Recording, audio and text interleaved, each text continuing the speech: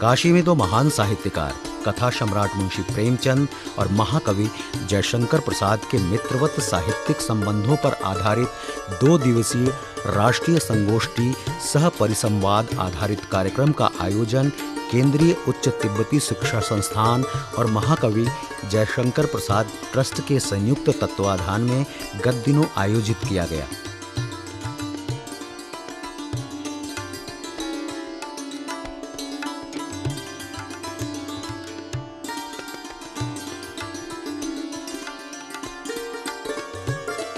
हिंदी साहित्य के 2 महान योद्धाओं को समर्पित इस कार्यक्रम में साहित्य, काव्य, गीत, संगीत व नाटक सभी विधाओं से उन्हें जीवंत किया गया। संगोष्ठी के मुख्य अतिथि हिंदू कॉलेज दिल्ली विश्वविद्यालय के प्रोफेसर रामेश्वर राय ने कहा कि जयशंकर प्रसाद और मुंशी प्रेमचंद दोनों में ही सांस्कृतिक मानवता व राष्ट्रीयता की दृष्टि से समरसता है। प्रेमचंद और प्रसाद को लेकर ये राष्ट्रीय संगोष्ठी बहुत महत्वपूर्ण है, इस अर्थ में भी कि हिंदी में इन 2 रचनाकारों को विरोधी रूप में देखने की जो परंपरा है, उस परंपरा को तोड़ने की पहल करती है गोष्ठी। और इस तरह की गोष्ठियाँ मुझे लगता है कि राष्ट्रीय स्तर पर देश के कई शहरों में होनी चाहिए। संगोष्ठी की अध्यक्षता कर रहे तिब्बती संस्थान के कुलपति प्रोफेसर वांगचुक दोरजे नेगी ने कहा कि प्रसाद जी छायावाद के कवि थे और मुंशी प्रेमचंद स्त्री के दुख के रचनाकार। एक प्रकार से ये जो है विश्व विभूति है हिंदी साहित्य के लिए। लोगों को दोनों के विचारों को, जीवन दृष्टि को समझने की आज बहुत सख्त आवश्यकता है, क्योंकि इस आधुनिक युग में जहाँ भौतिकतावादी का जो है बोलबाला है, ऐसे में प्रेमचंद जी तथा जय प्रसाद जी के, शंकर प्रसाद जी के भारत के प्रति, उनके इतिहास की संस्कृति के प्रति जो ललक थी, उन सब चीज़ों को जानना बहुत ज़रूरी है। इस प्रकार का आयोजन के माध्यम से लोगों में जागृति आएगी और साहित्य के प्रति जो है लगाव बढ़ेगा। कार्यक्रम में उपाध्यक्ष के रूप में बोलते हुए संस्थान की कुल सचिव डॉक्टर सुनीता चंद्रा ने कहा कि दोनों रचनाकारों की रचनाओं में इतिहास, संस्कृति और समाज का चित्रण है। साहित्यिक दृष्टि से हम देखें तो हिंदी साहित्य में जयशंकर प्रसाद और प्रेमचंद का स्थान महत्वपूर्ण है। उनकी रचनाओं ने जहां साहित्य को समृद्ध किया, वहीं दूसरी ओर उस समय की जन चेतना को जगाने का कार्य किया। जयशंकर प्रसाद जी ने जहां अपनी रचनाओं में देश प्रेम की जागृति के साथ साथ इतिहास को महत्व दिया था, वहीं साथ ही गांधीवाद को साहित्य का आधार बनाकर जन चेतना जगाने का कार्य किया। तो प्रेमचंद ने एक कथाकार के रूप में भारतीय किसान विशेष का ग्रामीण जीवन पर का सच्चा प्रतिबिंब दिखाया। आकाशवाणी और दूरदर्शन के कार्यक्रम प्रमुख राजेश कुमार गौतम ने कहा कि दोनों साहित्यकारों का संपूर्ण साहित्य भारतीय परंपरा का साहित्य है। आप लोग की रचनाओं को लेकर के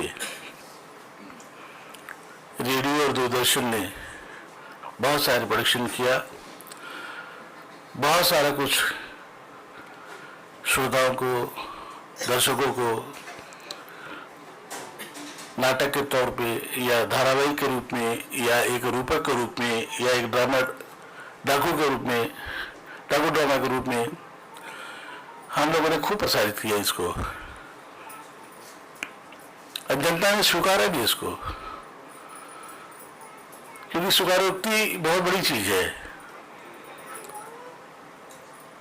उस जमाने में जिस बात को कहने का लोगों को साहस नहीं होता था, उसको लिखने का साहस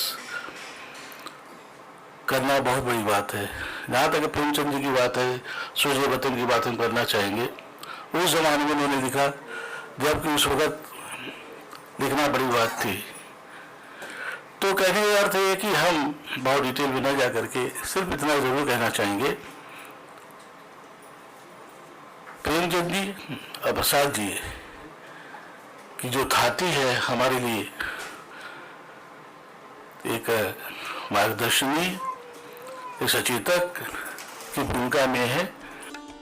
इस साहित्यिक कार्यक्रम में उपस्थित अतिथियों ने अपने विचारों से इन 2 साहित्यकारों के रचनाओं पर प्रकाश डालते हुए बताया। प्रेमचंद और प्रसाद जी को साथ में लेके कार्यक्रम करने का उद्देश्य यही है कि एक धागा के दो छोर हैं, प्रसाद जी और प्रेमचंद जी, और दोनों के बीच में इतने आंतरिक संबंध थे कि जिसका मैं हमेशा अपने दादाजी श्री रत्नशंकर प्रसाद जी से सुनती थी।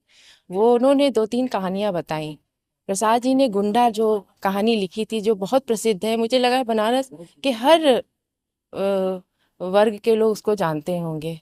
इस तरह के दो लोगों को मिला करके अभी तक पूरे भारत में ऐसी कोई संगोष्ठी नहीं हुई। और काशी तो पहल करती है ना, रास्ता दिखाने वाला तो काशी है, पूरे देश को, विश्व को दिखाने वाला जो है स्थल है ये काशी। और काशी में भारतीय ने दिया, भारतीय यही के हैं, प्रेमचंद भी यही है, प्रसाद भी यही है। तो क्यों ना हम ऐसी संगोष्ठी करें जो एक कालखंड के हों और उनके साथ हो। जैसे शुक्ल जी को भी इसी में ले लेना चाहिए, रामचंद्र शुक्ल जी, आचार्य रामचंद्र शुक्ल जी को भी लेना चाहिए, वो उसी कालखंड के समकालीन रचनाकार हैं।